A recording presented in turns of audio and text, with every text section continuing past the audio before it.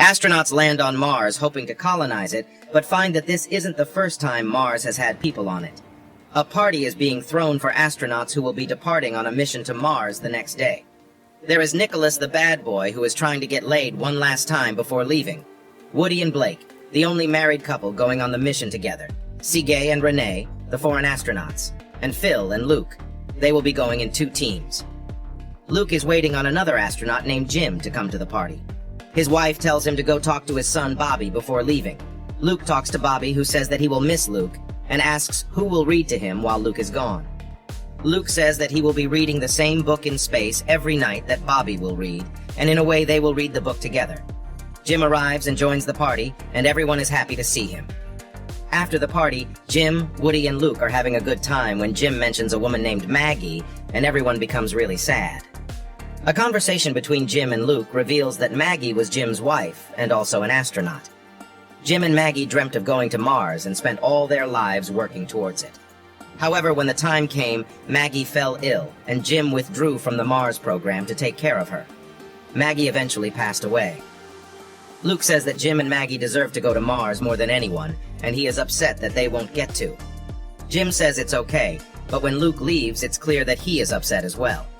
13 months later, the team of Luke, Renee, Sergei, and Nick has reached Mars. One of their rovers has spotted an unusual mountain, and upon analysis, they notice that the mountain has a shiny top. They assume that it's ice, and underneath the mountain could be a whole water reserve. They send the message to World Space Station, where Woody, Terri, Phil, and Jim are present. They let the station know that they will be heading out to explore the unusual mountain. As Luke and the crew reach the mountain, they hear a strange signal in their headsets. They use a radio wave radar to study the mountain, and the readings say that the mountain is metal underneath the dust, not ice. Luke says there must be a mistake, and tells them to move the radar closer and use more power to get an accurate reading. As they do that, an intense energy pulse comes out of the mountain, and all their instruments stop working. Then, a tornado starts forming that sucks everything in. The tornado moves like a sentient being. It sucks in and kills Sergei, Renee, and Nick, but Luke survives. After the tornado settles, a giant metal face is revealed where the mountain was. Back on the World Space Station, an emergency meeting is called because the intense energy pulse from Mars has been detected, and after that, nearly all transmissions have been lost. A video transmission is received that barely works, but shows a very injured Luke conveying that everyone on his team is dead, and something attacked them. Woody tries to convince the captain of the World Space Station to send a rescue mission for Luke, but the captain says that Luke might already be dead, and they have no way of knowing if going to Mars is safe, because all the transmissions have stopped. Phil says they can get information transmitted from one of the Saturn probes flying close to Mars and plan their mission accordingly, and the captain agrees. Woody tells the captain that the mission will only work if Jim flies the ship because he has spent the most time training to go to Mars, and him and Maggie were the ones who designed all the Mars mission plans. Captain is reluctant at first, but eventually agrees. Several months later, the crew of Jim, Woody, Terri, and Phil is nearing Mars. Phil is making DNA out of candies, and Jim arrives and eats his candy. Woody tells Jim that the Saturn probe will be flying close to Mars in a few hours, giving them the information they need to land. The Saturn probe shows images of 3 graves near the base camp of the previous team. Phil thinks this means that Luke is alive, but Terri says it just means there was no one left to bury him. They look at the site where the energy pulse came from, and it is still emitting the same pulse. They think it's a problem with the probe. As they are preparing to enter Mars, micrometeoroids start hitting their ship and create holes where the air starts leaking from.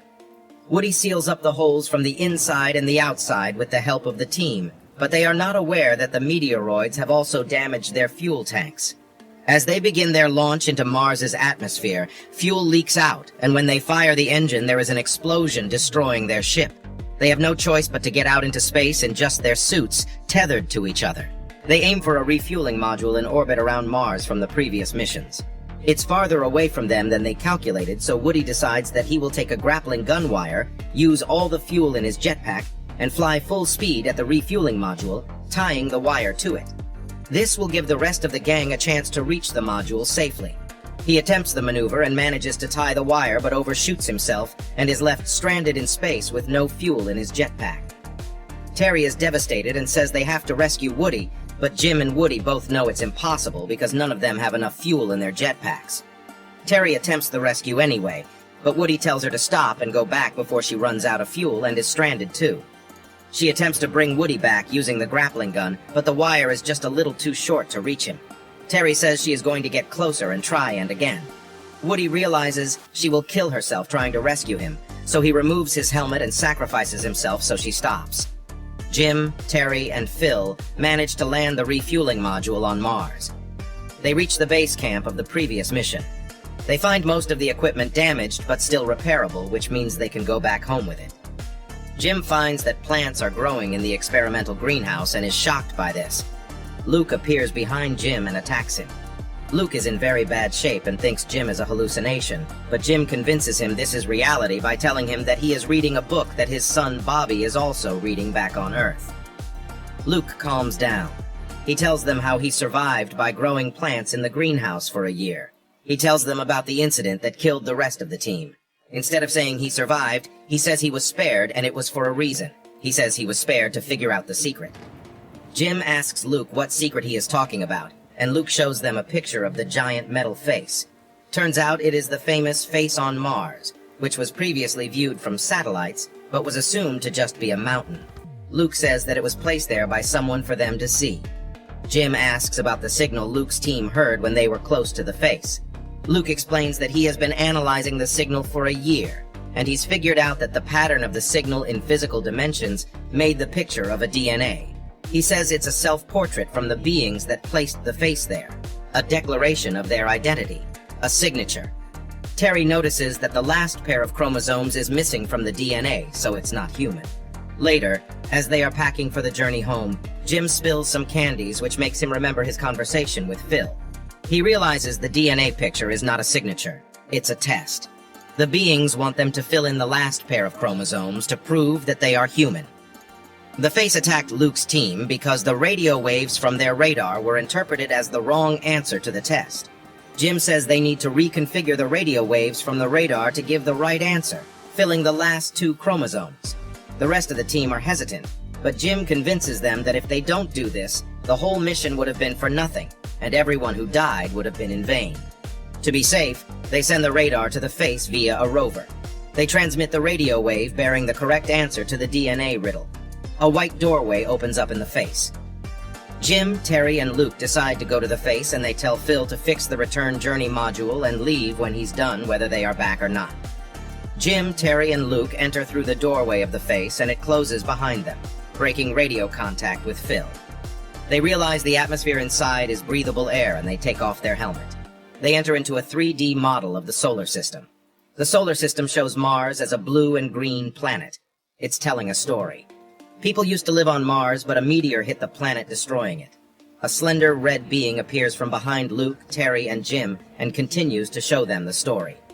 The population of Mars left in spaceships to go live in different galaxies, but one of the ships was left behind, and DNA information was uploaded into it by the Martians. It was this ship that came to Earth and brought the first single-cell organisms with it. Those organisms eventually grew over millions of years into modern-day humans. Life on Earth actually came from Mars. The face on Mars was placed there so that one day people from Earth can come back and learn where they came from. Radio contact with Phil is re-established, and he tells them a storm is brewing and they need to return to the module so they can go back home. Jim realizes that the face is actually a ship, and a countdown has begun for its takeoff. Terri and Luke begin to leave, but Jim says he will be staying here. He says that all of this was an invitation for them to go meet their Martian ancestors, and he will be going. It's what he was born to do. Terri and Luke agree to let Jim go. Terri and Luke get out and barely make it to the return journey module in time as Phil is just about to leave. Meanwhile, Jim is lifted into a small ship where he is placed in a compartment. Water begins to rise in the compartment, and Jim gets worried. He holds his breath, but as the water rises all the way up, he realizes he can somehow breathe in it. He has flashbacks of his entire life with his friends and his wife Maggie as he is excited for the journey to a new world.